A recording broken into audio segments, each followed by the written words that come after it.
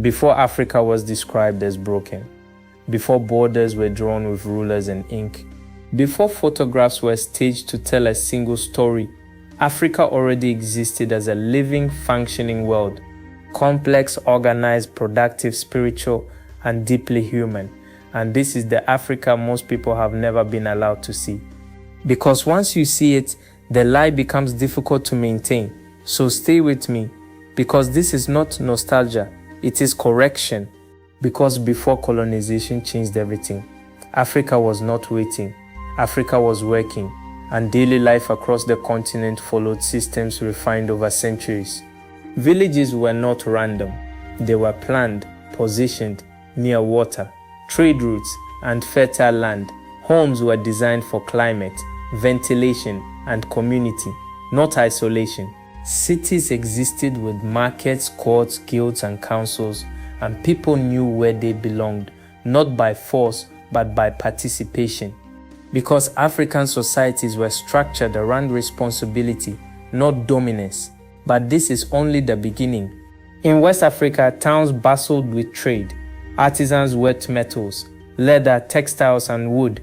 Markets operated on regulated days. Prices were negotiated fairly, and wealth circulated locally because hoarding was discouraged, and land was not owned as a weapon but stewarded as inheritance.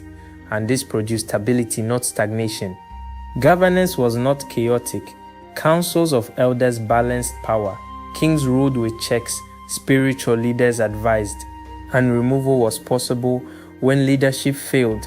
The people and justice was restorative, not punitive, designed to heal the community rather than isolate the offender. But governance was only one part of the system. Education was constant. Children were trained intentionally. Boys and girls learned skills aligned with aptitude.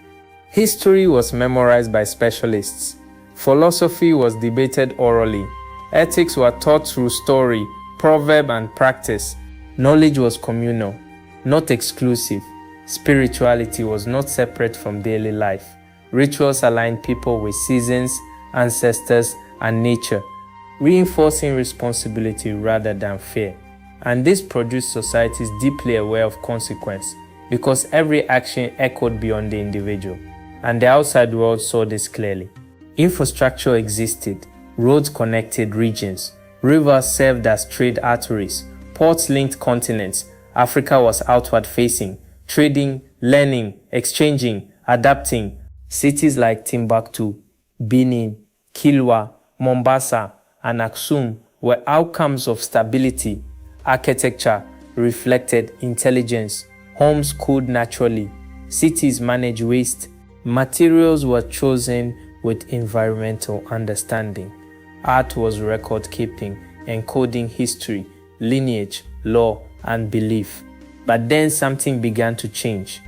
Interruption came deliberately, first through trade manipulation, then treaties written in foreign logic, borders drawn without context, education systems replacing memory with inferiority, languages replaced, histories minimized, spiritual systems demonized, economies redirected outward, and the image of Africa reshaped to justify control, because a functioning Africa does not need saving.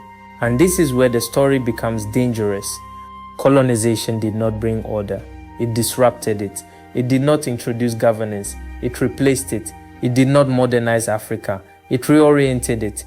And when people say Africa never developed, what they mean is Africa did not develop in Europe's image, but Africa already had its own. But memory is powerful. Africa's challenges today are not evidence of absence. They are evidence of interruption. Fragments survive in communal values, oral traditions, resilience. Remembering is not romanticizing. It is diagnosing correctly. Because you cannot repair what you misdiagnose. And once people see Africa as it was, they begin to imagine Africa as it can be again. And that is why memory was buried. Because remembrance leads to restoration.